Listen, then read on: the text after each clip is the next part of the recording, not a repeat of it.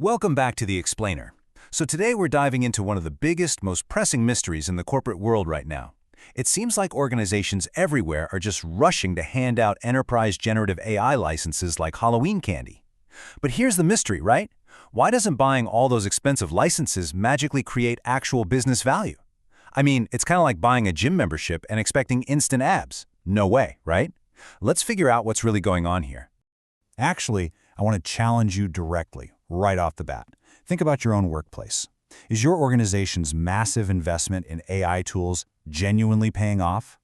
Have you noticed a real measurable shift in productivity? Or is that shiny, expensive new Copilot license just sitting idle on a dashboard somewhere? Because having the tool in your hands and actually getting value out of it, those are two entirely different things. And if you need proof, just look at McKinsey's 2025 Global Survey. It provides this completely jarring reality check.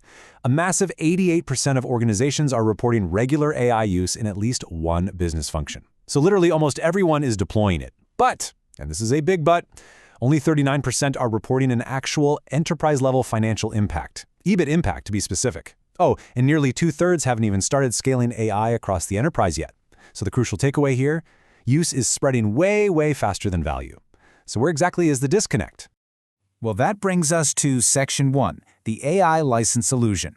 We're going to see exactly why technical access isn't a blank check. You know, assigning a license is, without a doubt, the easiest metric to track in any digital transformation program. It's super visible, it's easily quantifiable, and, well, it feels like you're taking action. But relying on license counts alone, that creates an incredibly dangerous illusion of progress. Think of it like a funnel, a value funnel. At the very top, you've got step 1, the license, which is just mere technical access. But to get all the way down to step 3, value, which means redesigned workflows and actual measurable outcomes, you have to pass through step 2, adoption. The big danger here is leakage. If access isn't systematically converted into confident new behaviors, all that organizational investment is just going to leak right out of the funnel. So to stop that leakage, we really have to wrap our heads around the massive difference between access and adoption. See, access is just a technical reality. It's just permissions on an IT dashboard. But adoption, that is a massive behavioral hurdle. Do people actually trust the tool? Do they feel like they have permission from their managers to experiment safely? The UK government's AI playbook actually warns about this explicitly. They point out that technical metrics and service metrics can completely diverge. An AI system can perform absolutely perfectly on a technical level, but still fail completely because the human users either misinterpret it or just flat out distrust it. Which leads us perfectly into Section 2, the jagged frontier. Let's look at the hidden risks of blind AI adoption. So why might users distrust the AI in the first place? Well, because they might actually have a very good reason to. Welcome to the concept of the jagged frontier. This is a really crucial academic concept that describes this sort of invisible boundary. Now, inside this boundary, AI is highly valuable on certain knowledge tasks. It works great. But just outside that boundary, on tasks that look superficially identical to the good ones, AI actually actively damages human performance. This is exactly why you can't just mandate your staff to use AI more without understanding this strict limitation. The data on this paints a pretty striking picture. When you're working inside that frontier, the results are incredible. We're talking a 15% productivity bump in real-world customer support and an 18% quality increase in professional writing while taking 40% less time. But outside that frontier, yikes. In one field experiment, highly skilled management consultants were actually 19% less likely to produce correct solutions when they used AI for tasks outside its capabilities. It didn't just fail to help them, it actively made the experts worse. Okay, so how do we fix this? That brings us to Section 3, 6 conditions for value. This is how we stop the funnel leakage. The real leadership challenge here isn't simply buying and providing the AI. It's about creating an environment where people use it appropriately.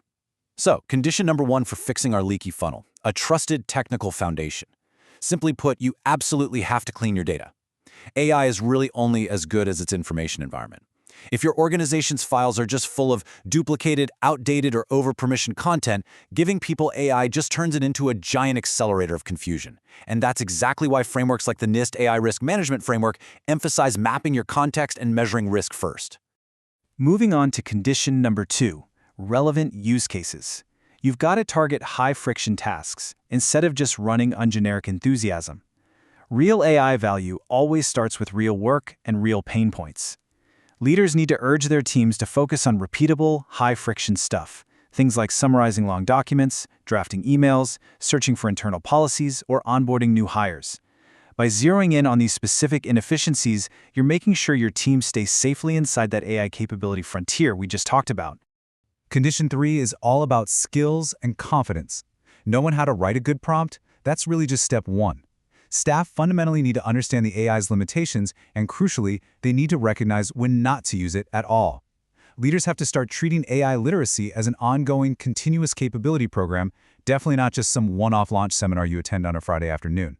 Now, condition 4, managerial support. We absolutely have to empower the middle. Middle managers are the true gatekeepers of your digital strategy.